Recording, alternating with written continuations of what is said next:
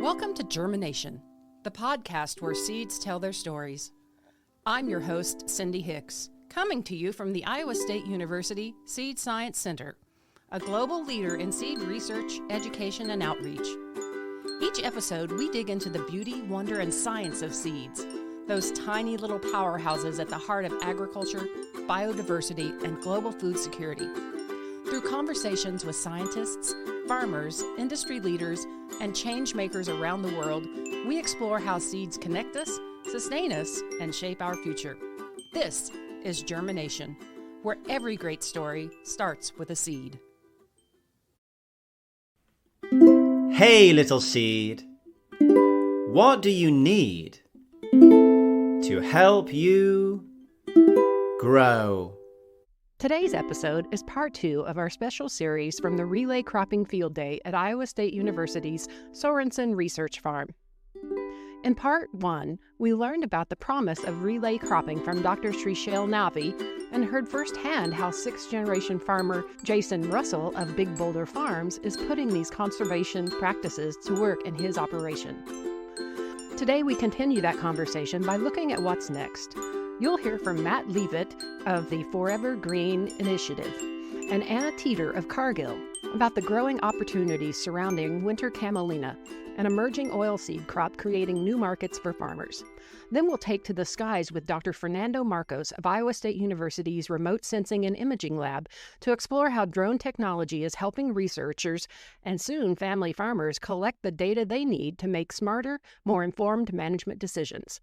Whether you're a grower, researcher, student, or simply curious about the future of agriculture, there's something in this episode for you. Let's get started. Hey, everybody. Matt Leavitt. I'm the agronomist for Forever Green. And so I'll give a little quick background on what Forever Green is if you're not familiar with it. And I've worked for them for about 3 years. Before that, I worked 12 years in the seed industry with Albert Lee Seed, which is a diversified seed company. So very aware of kind of regenerative agriculture, organic agriculture, very diversified. So it was a pretty neat shift over to working with Forever Green. And Forever Green's whole reason d'etre would be solving all these really prevalent problems that we all see in the upper Midwest, which is soil loss and nutrient loading and waterways, but through new crop development. So our big focus is breeding new and novel crops for the upper Midwest, perennials, winter annuals, agroforestry crops that act like cover crops in the landscape. So doing all those good ecosystem services that we want and are kind of hard to quantify, like pollinator resources, living roots in the soil, sequestering nutrients. But the added benefit is that it's something that can be taken to harvest, which adds to the economic incentive, for somebody to give it a shot.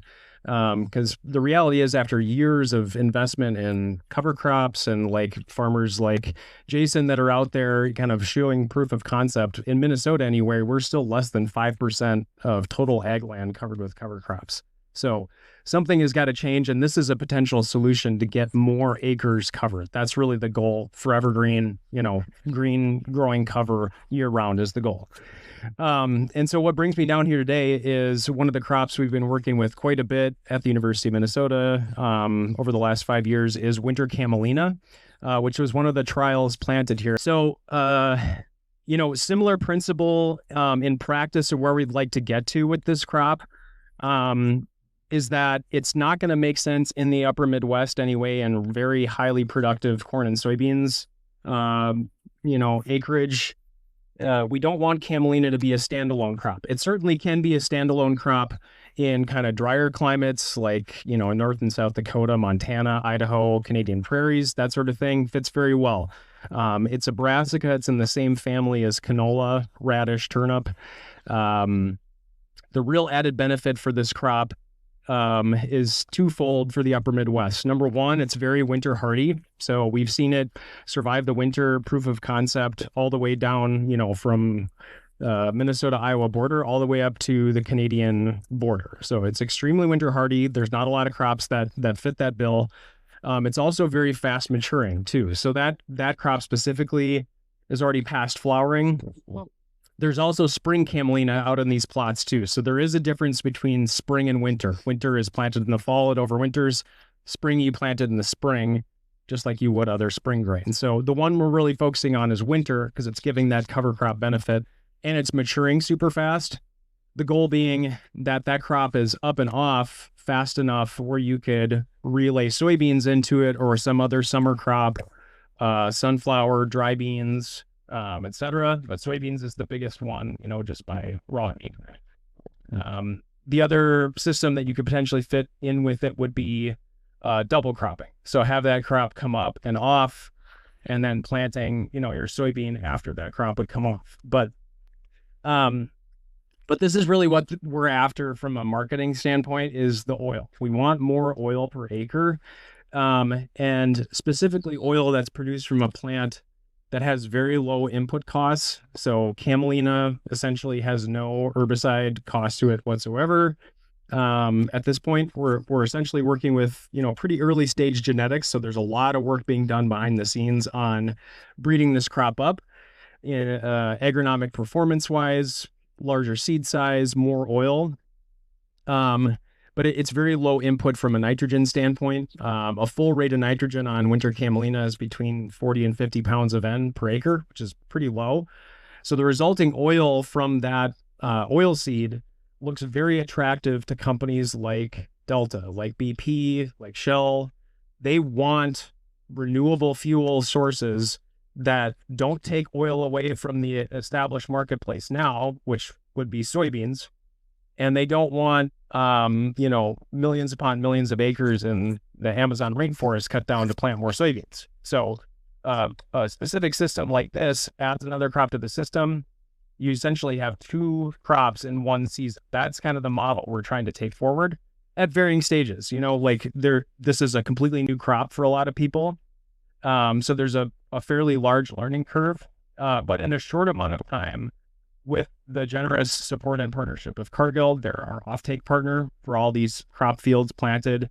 I work primarily in Minnesota, but there's camelina fields in North and South Dakota, Iowa, Wisconsin, and Minnesota. So Cargill brings like the contracting piece to it, which for a new crop is so critical. Like if you can't sell it, what's the other thing that they've invested in is jumpstarting and accelerating our breeding program, because what's going to make this even more viable in the short term is having more and better varieties of camelina. And we're fairly early days on what the current genetics are on the landscape. They're good enough to go forward with a pilot. They're winter hardy, they yield decently, and they're not, there's no real big agronomic washouts on them, but having Cargill's input and resources in terms of breeding this crop is really going to take this forward in a big way. What else can I tell you? Growers that have been part of this pilot, we're at about 5 to 7,500 acres within that 5-state area. In Minnesota, it's probably about 3,000 acres or so. We've learned a ton over that time, and a lot of it, if you're curious, has been written up in this Winter Camelina Growers Guide. So we put this together, U of M, USDA, NDSU, and Cargill folks. So if you want some light bathroom reading on Winter Camelina, now's your chance. But yeah, agronomically speaking, there's a lot to really tool up and educate and learn along with farmers in terms of, best management practices for planting and harvesting, storage, different appearances in the field, etc. But in general, farmers have not had to make huge modifications to their equipment. Camelina can be planted with traditional drills, harvested with traditional soybean headers, much like Jason said, it's like equipment modifications. If you have a flex head, you need to lock it. Growers have made adjustments with inputting different screens to separate the crop from the pods, because that's really critical for selling to an offtake partner like Cargill, is you have to have a certain moisture and purity percentage to meet that contract. And really with the goal of moving more acres to diversified production systems. Rye and soybean is one of those systems. We hope that camelina and soybean will be another one of those systems coming forward. In addition to some other ones that are kind of more at the research phase right now, say camelina with dry beans, camelina with sunflower. There's lots of development that could be fit into diversified acres to kind of accomplish both of those goals, meaning harvesting 2 crops in 1 year, more oil per acre, more yield per acre. Just like with Jason's experience with relay cropping with rye, we have seen both on farm and through published data a yield reduction on the soybean, not surprisingly. But if you keep that yield reduction between 10 and 15%, you're often netting up to 50% more oil and more yield per acre if you account for both of those crops. And, the price point on camelina, say maybe $250 an acre, you're not planting that as a standalone crop. But if you add that in with your existing soybean acres, you can really, make a profitable comparison between those two systems, in addition to all those kind of ancillary benefits that are hard to quantify with cover crops, like keeping your soil in place, keeping your nitrogen in place, adding zones for pollinators, reducing nutrient loads, pests and diseases. For example, with soybean cyst nematode, that's a really economically damaging disease of soybean, and we found that winter camelina can actually suppress soybean cyst nematode. So it's all those kind of ancillary benefits that are hard to quantify that multi cropping systems like relay cropping soybean with camelina can really take advantage of. Not without its risks, and that's kind of been one of the big things we focused on with the University of Minnesota. In my role specifically, we administer a risk management program called ECO, which is essentially like paying farmers an incentive payment and a risk management payment for planting this crop. And that's state level money that we're so fortunate to have that's coming from the clean water dollars dispersed by the state. So that's the state of Minnesota investing in farmers trying out new crops that will have tangible water quality benefits. It's kind of another approach, amongst all those other kind of buckshot approach of, funding strip till and cover crops and other kind of soil health practices. Let's see, what else can I say? Any other questions? I'm just kind of covering all the basics. Yeah, go ahead. Yeah, good question. So the question was, if you grew camelina in central Iowa, where would you market it? Cargill would be one. They pick up on farm and they've contracted in a pretty large geography. This market is very new. It's in a pilot phase. So as this continues to scale, we expect all this other infrastructure that we now take for granted, elevators, acceptance plants, will come online with that. And Cargill obviously brings a lot of, infrastructure and resources to that. One thing we do tell growers that are getting into this, in terms of like 3 big watchouts. One is site selection. You don't want to plant camelina on really heavy, saturated, wet, drained soil. It's tile, or it even thrives on sand. Having storage, because there's going to be no elevator. You're going to be able to, dump it in right away. So you have to have a place to hold it. I would say that would be the case for any rotational crop option. You need to have a place to park it for even up to 6 months plus, and sell it out. The other thing is carryover chemistry. And that's probably the biggest thing that we're talking with growers about that want to get into this and try it, is they often have to think, maybe a year and a half in advance, make sure that carryover chemistry is not going to ding your camelina, because it's very susceptible to it. Any group 2, 15, the 22s, even anything with a long half-life is going to prevent you from planting camelina. So that's a long answer to your question. There are other companies getting into this space as well. There's other intermediate oil seeds as well. So there's kind of lots of things swirling in this market, all going more or less to the same place, which is to fly airplanes with, renewable fuel. That's the goal, because you're never going to make a battery that's small enough and light enough to fly an airplane. So they're going to have liquid fuel for the foreseeable future. So pennycress is another species that you may have heard of. Also similar. It's winter annual. It's a weed. Yes, it is. Absolutely a weed. But it's one of those crops that we are intensively breeding to breed the weediness out of it and breed beneficial characteristics into it. So it doesn't behave like a weed, but it's another oil seed that could have farther southern movement. There's a company located in Illinois called Covercress that's really taken that forward. As you go even farther south, there's crops like winter canola. Doesn't work up here because it's too cold, but as you go farther south, that's very much a viable crop. Another one is carinata, farther west. Again, an oilseed crop that kind of fits in this bucket of intermediate oilseed crops that can slot in between our existing crops, but it's the same end use market. So that's looking farther out.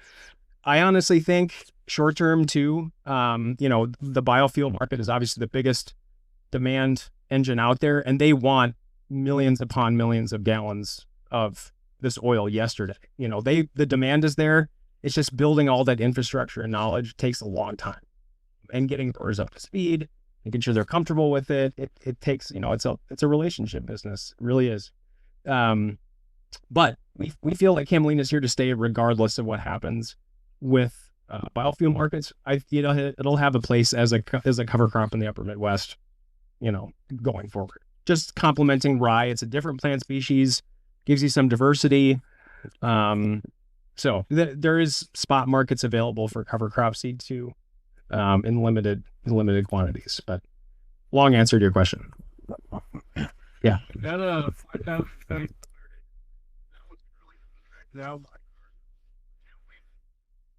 Yeah. It's a range. Their goal was 10,000 acres, but I mean, again, if 100,000 acres worth of production came online, they'd probably be. But it's a step change pilot. We don't want to get out over our skis, because we want growers who are planting this to be successful and to grow it, for multiple years, not just one. So yeah, there's probably more acres out there. There's certainly more acreage of spring camelina as you go farther west too, and that market is also developing. Same end use, but different region where it's a lot drier and less humid. We're in year 3. Man, yeah, it's like a lot longer than that. But yeah, it's been an explosion of interest. Obviously, growth in acres, growth in kind of development, agronomic information, but this has been a long time cooking. Camelina has kind of gone through a couple phases of interest and waning interest, and the research base that we're, launching this off of has been ongoing for, 20 to 30 years now, from institutions like the USDA station and in Morris, and NDSU has done a lot of work on camelina. So the research basis for this crop is very, yeah. And the tranche of farmers that we're getting now are, I don't want to name a type, but are people like Jason that are paying attention to new market opportunities. Like diversification is a real strategy now for depressed crop prices. People are really paying attention to new options when corn and soybeans don't pay. And that's not necessarily just a camelina thing. There's been a growth in oat acres. There's been a growth in rye. It's like all these things kind of are ramped up, but they're addressing the same issue, is that people feel locked into growing these two crops that aren't really, they're not making people money. They're really resource intensive, and they have, consequences environmentally as well that are, not necessarily borne by the communities, because they go away. But yes, definitely a lot of growth, and, people that are growing it are definitely the kinds of people that will figure this out and figure out how to scale it a lot faster even than we can figure it out on a research basis. Answer your question? Okay. Any others before I hand it over to Anna? Yeah, good question. So the question was, what do we plant camelina after? And there's lots of things that can fit into that if we take into the consideration those storage, site selection, chemistry considerations. But it's very diverse. The people that have been in the program, I would say, ideally speaking, planted on small grains ground. That would be number 1. Soybeans would be number 2. You can plant it no-till, grows fine. You don't have to do additional tillage. We used to say before this year that you couldn't plant it on grain corn ground because it'll grow fine, but it can't emerge through all that residue. But we've had innovative growers, even in Iowa, that have planted this crop successfully on corn stalks. So that's an example of growers will take this a lot farther, a lot faster than we ever will. So I would say grain corn, if the chemistry is there and you don't have a chopping head, or if you turn your chopping head off. Also other rotational crops, forages, silage corn, canning crops, dry beans, sunflower, etc. It really, I didn't mention planting date, but this ideally should be planted September 20th to about October 15th-ish, October 20th. And we're looking at a harvest date, best case scenario, June 20th. So the potential is there for either double cropping or relay cropping, but that can be variable depending on the weather. Thank you, Matt Leavitt, Perennial Grains and Winter Annuals Agronomy Specialist for the Forever Green Initiative. Before the break, here's a look at what's coming up. You'll hear from Anna Teeter, Novel Oilseed Program Manager at Cargill. Anna works at the forefront of agronomy for emerging oilseed crops, including winter camelina, and she'll share why this crop is generating excitement among farmers, researchers, and the seed industry. Stay with us. We'll be right back. Hi, I'm Tess with the Iowa State University Seed Lab. Registered seed technologists are in high demand. Start your journey August 10th through the 12th at our Beginner Seed Quality Testing Workshop. Get hands-on training from the best. Register today at seedlab.iastate.edu or scan the QR code. Welcome back to GermiNation. We're continuing our conversation about camelina from the Relay Cropping Field Day at Iowa State University's Sorenson Research Farm. Up next is Anna Teeter, Novel Oilseed Program Manager at Cargill, who shares how this emerging oilseed crop is creating new opportunities for farmers and why it's generating so much interest across the seed and agriculture industries. So, I'm the other half of the Matt and Anna Roadshow. We tend to do this together. My name is Anna Teeter. I'm the Novel Oilseeds Program Manager for Cargill. So the contracted acres that Matt was talking about, that's my program. So my job is really help make sure that growers understand the risks, get them set up successfully, get those acres actually contracted, and get them risks. And usually the first discussion that we have with producers is, why the heck does Cargill care? Matt talked a little bit about that, if there's an interest in the biofuels industry. And I want to dive a little bit deeper into that because I think it's not something that a lot of folks are necessarily paying attention to, because we have a lot of biofuel use. We have a lot of demand for it. But the important thing when it comes to these renewable fuels is that CI score. A lot of that sustainable aviation fuel comes from things like UCO, or used cooking oil, which is a very low CI score. Well, it's a pretty flat or fixed supply. The demand is estimated to double for renewable fuels by 2040, right? So we have this supply and demand problem where there's a gap in between. Of course, that'll be supplemented with other crops like corn and soy as those technologies develop or the CI scores improve. But it also leaves us with an advantage to put in another crop in the rotation, another market opportunity for producers. Customers are explicitly asking for these intermediate oil seeds, and they are eligible in a global market. That's something that's really, really, that while, I work for Cargill, I'm very supportive of our biofuels industry, corn and soybeans, great for producers from that perspective. The globe doesn't necessarily view them that way. And so we want to be able to have global flexibility as this renewable market scales and our customers continue to come to us and say, this is going to be an issue. We are going to be in a vegetable oil shortage. And how are we going to address that without chopping down all the acres in the rainforest, right? Well, we can increase it by 50% per acre by doing something like this.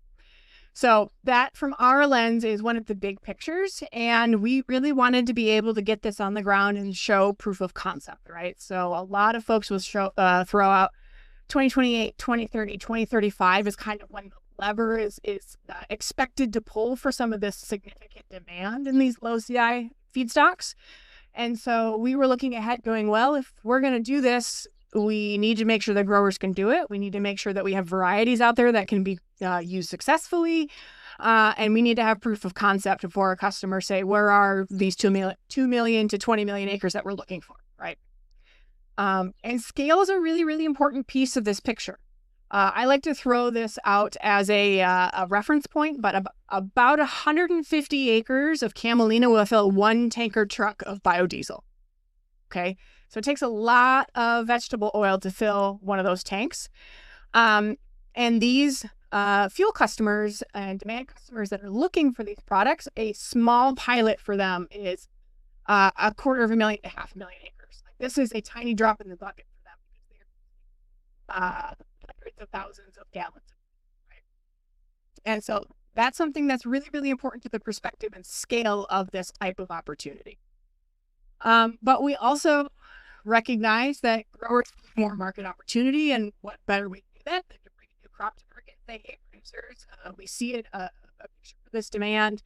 Let's bring this crop into the market. Let's make sure that you have somewhere to sell it, right? If you don't have anywhere to sell some of these crops, then it makes it really hard to incentivize actually changing any of the behavior. So that's a lot of our perspective on it. We are contracting by the acre with producers, providing quite a number of things. So we do have some seed in inventory to make sure that they get quality winter camelina. Joelle is the variety that we're using. And it's not that Cargill wants to get into the seed business, but a lot of producers have had a bad experience with a winter camelina line that is not winter camelina. And so we really want to make sure that they actually have seed that will germ. You're very familiar with this. And so that's a really important piece. That's something we offer for our producers. We also offer something that acts like a crop insurance. So after 3 years of history, you can get federal crop insurance on camelina. But what happens in those 3 years between starting and getting that federal coverage? Our contract actually has a floor contract so that if you take it to harvest, you have a minimum revenue to help soften that blow. It's not a perfect system. We understand that, but we're really trying to extend that carrot to incentivize growing it, especially if folks outside of the state of Minnesota don't have any other protections. That being said, in terms of cost share, beyond what's in Minnesota, the NRCS does have other standards that can apply to this crop, like 328, which is a crop diversification funding. You have to make sure you're going to know which thing you're going to do, though. Are you going to take it for cover crop, or are you going to harvest it? Because you can void your contract if you do one or the other, and try to switch that up. So be in communication with your local NRCS office before you do anything drastic. But yeah, in the last 3 years, we've had about 12,000 acres of camelina in the ground, worked with about 100 producers. We've gotten really, really smart about what works and what doesn't. Jason provided a great number of tips that works really well for camelina as it does rye. So thank you for that. I don't have to cover nearly as many things now. But it really is a pretty translatable system, whether it's rye, wheat, or camelina. The cool thing about camelina is it's generally the first small grain you're going to have off on your farm. So it's even earlier than your wheat. Like Matt said, I'm guessing that this field will be ready in 2.5 weeks, probably. Depends on what the weather does, but with this hot 90-degree days coming, it'll mature pretty quick. And there is breeding efforts to bring larger seed size, earlier maturity, maintaining our winter hardiness, all of those types of things that we take advantage of in some of our technology with older commodities. So one of the really important pieces of we have to make sure that this crop drops in and actually fits in the existing system rather than trying to dramatically change it, because we know that just adds more barriers to entry. Yeah, most folks are going to be doing soybeans, and that's just because they're pretty forgiving. But we do have folks looking at millet, edible beans, sweet corn, sunflowers, and I think I'm missing one or two. But it is a fairly diverse mix of secondary crops, depending on what's available for marketing. You could definitely use corn to chop as well. Yep, that is something that one of our producers did in the first year. So that's another great option. Now you go further north, the harvest date does get later, right? So in the Canadian border, it's probably going to be the 2nd to 3rd week in July. Still early crop, earlier than their other small grains, but we have a really nice advantage in this southern Minnesota, northern Iowa geography to be able to utilize this relay crop system. A lot of folks ask me, where's it going? To your point, West Fargo, but we do not pick it up. And that being said, there are other crush facilities that may also participate in the future. I know that Red Wing is one that could potentially offer at some point in the future if they want to get in the game. High Plains Processing in Mitchell is another opportunity, because this is a specialty type of processing that you have to do with camelina. You cannot drop camelina seed into a soybean crush plant and expect it to work. It will not. So anything that can handle canola, flax, sunflowers, those are the facilities that camelina can do. I called that out because a lot of producers are like, well, why don't you just take it to your bean facility and call it a day? It's like, well, that's not how that works. And so we want to make sure that growers are educated about that.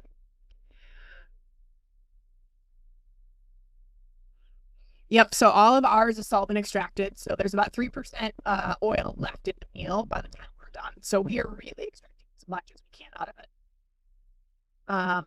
And that's a really, really actually important piece of the puzzle here. Matt talked about other commodity or potential intermediate oil seeds. Camelina is great because it already has a lot of qualities similar to canola. We are able to feed the meal, which is 65% of the product that comes out of the crush plant. If you can't sell it, you're losing a lot of money, right? So something like pennycress today, we don't have enough approvals to be able to put that into the feed market, for example. That lovely smell of success, that's the camelina. It's all those sulfurous compounds, glucosinolates, synagrin, those types of compounds. It's that sulfury smell.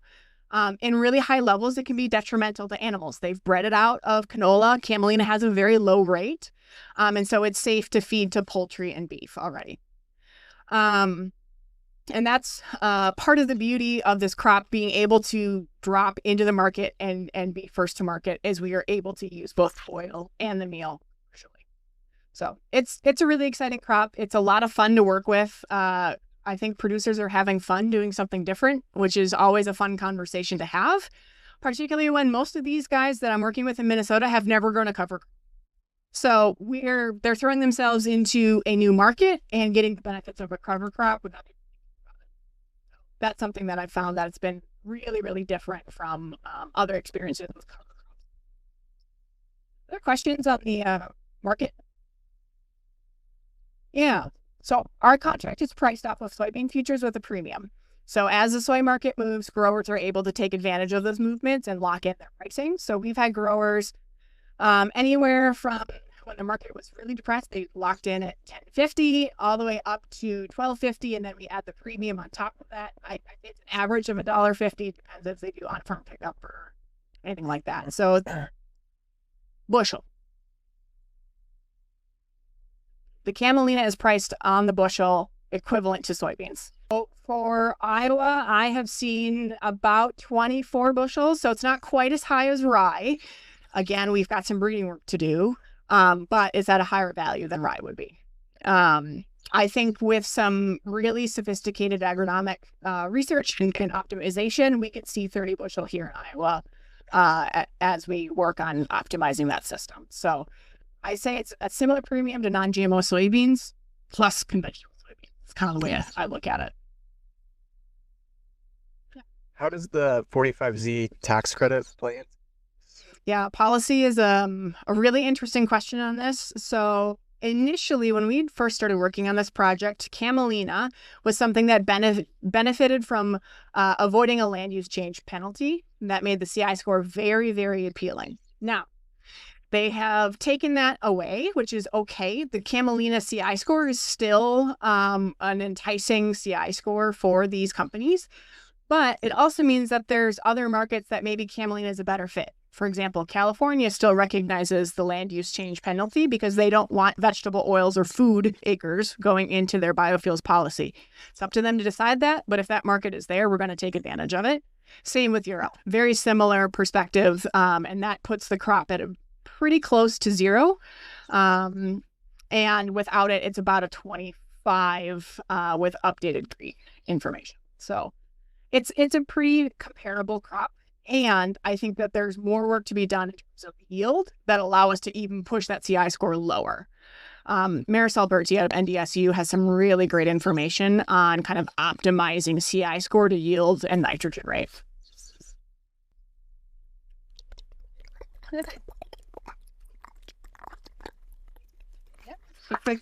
That was Anna Teeter, Novel Oilseed Program Manager at Cargill, sharing her insights on the growing potential of winter camelina. Up next on GermiNation, we continue our coverage from the Relay Cropping Field Day at Iowa State University's Sorenson Research Farm with a look to the skies.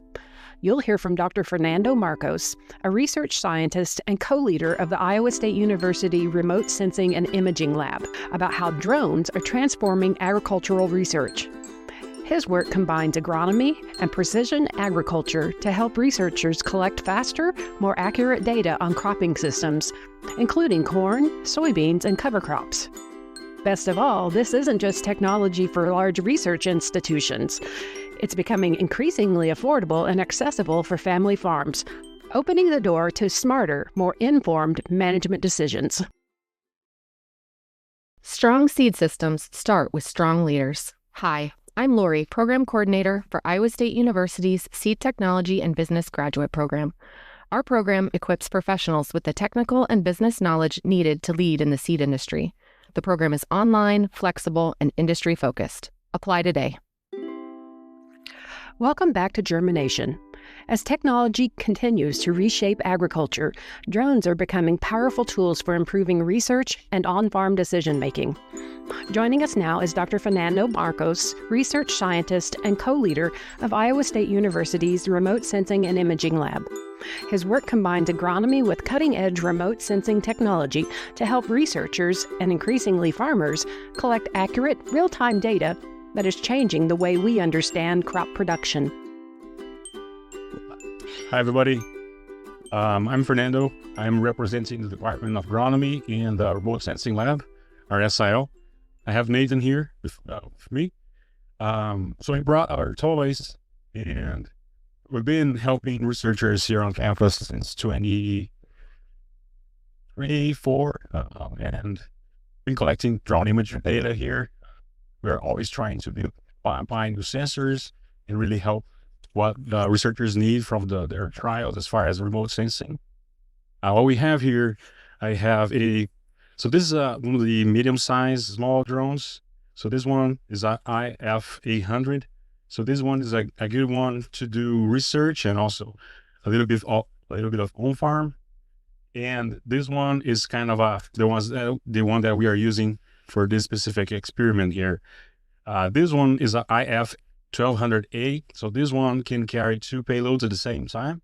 So this is very useful depending on the research protocol where we need to do plant heights and more the assessment of the structure of the canopy rather than just imagery or greenness, how you want to call it. And then here in the middle is one of the things that Nathan put together to make us more efficient. I've been working with remote sensing for almost 5 years now, and I always had that simple setup that I would fly, get the images through a flash drive, go to the lab, download the images, and start see the maps. And then that process, who has that experience knows that it takes 3 days, 4 days, depending on what you're doing. So the process that we are doing right now, it takes around 40 minutes for this experiment here.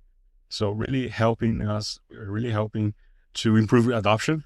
And this might be an overkill for on-farm stuff, especially this guy here. We are not telling you, okay, so for Jason, think you should invest $200,000 just to get some nice images for her stuff. But I think it's where we need to go for research, for small plow research. And then we are working on trying to really transform that software that we built for the complex research to on-farm. So we are hoping to have that by next year. Platform that you can do more on-farm. And we are also working on building our own drones. Hopefully that will work out. So this thing here that we have all our sensors already connected to the computer that stays in the van. We have internet, we have this flash drive here carries 4 terabytes and have the controls and everything that we need to fly 10 times a day, 12 times a day. We charge the batteries on the van to give us more flexibility. And then one thing that I always like to mention, of course, you won't be able to see here, but one of the things that really helped us building this software was making data collection very easy to allow us to do 10 flights a day or something. So this is a software that we built that in this software we can trigger processing, we can create the maps, we can create the shape files, we can download data, we can calibrate the images. Really helps us to be working and processing stuff while we are still on the road. We didn't want to wait for the entire week to start processing, or in my case, back in 21, wait until the end of the week to download everything. And more importantly, don't wait to process their image during winter time, because maybe you missed that time that we just have a flight, or maybe that map is not good enough because something happened when downloading the images. So this is what we have with our SIL. I like most. It's really using the LiDAR. So this is something that we bought a year ago to really help us with structure assessments. Plant height is very useful for us. Most researchers really are interested in getting plant height from the trials. We fly this thing at 100 feet, and we should be able to get a very high resolution 3D map of your field. For corn, when the corn is very, very dry, we are even able to detect ear heights. And then you can ask me why you're doing ear heights using the drone. It's because my boss want us to do manually. So we came up with this. So this is very useful. I mean, it's very expensive, of course. So for research, it's very is worth each penny. But then for on farm, this might be an overkill that we are also working on our own sensor that will be more useful for on farm. That wraps up this part 2 of our Relay Cropping Field Day episode of GermiNation. Today we explored how relay cropping is helping farmers build more resilient and profitable cropping systems, discovered the potential of winter camelina as a new market opportunity, and saw how drone technology is giving researchers and producers an unprecedented view of their fields. Innovation in agriculture doesn't happen in isolation. It happens when researchers, farmers, industry partners, and educators come together to test new ideas and share what they learn. The Relay Cropping Field Day at Iowa State University's Sorenson Research Farm is a perfect example of that collaboration in action. A special thank you to the Field Day speakers, Dr. Shrishail Navi, Jason Russell, Matt Leavitt, Anna Teeter, and Dr. Fernando Marcos for sharing their expertise and giving us a glimpse into the future of sustainable crop production.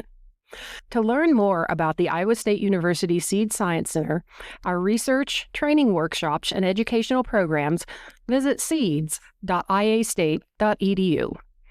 If you enjoyed this episode, please subscribe to GermiNation wherever you listen to your podcasts, and consider leaving us a rating or review. It helps us share the stories of seed science and agricultural innovation with even more people. Until next time, keep growing, keep learning, and remember, every great story starts with a seed. We'd like to give a special thank you to Let's Roll Snowball for allowing us to use the seed song. If you enjoyed it, be sure to check out Let's Roll Snowball on YouTube for more fun and educational songs for children. GermiNation is a podcast produced by the Iowa State University Seed Science Center. The views and opinions expressed by guests are their own and do not necessarily reflect those of Iowa State University or the Seed Science Center. This podcast is intended for educational and entertainment purposes only.